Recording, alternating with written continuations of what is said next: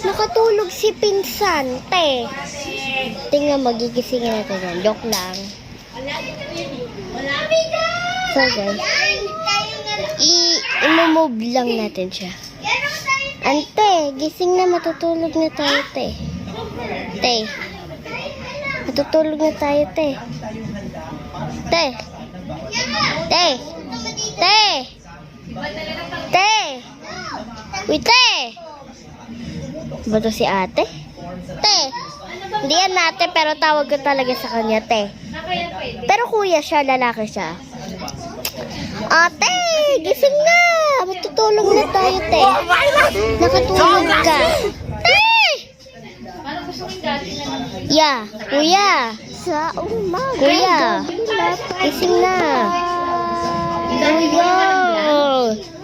Kuya, may pasok ka pa. Yeah. Kuya. Ano ba to si kuya?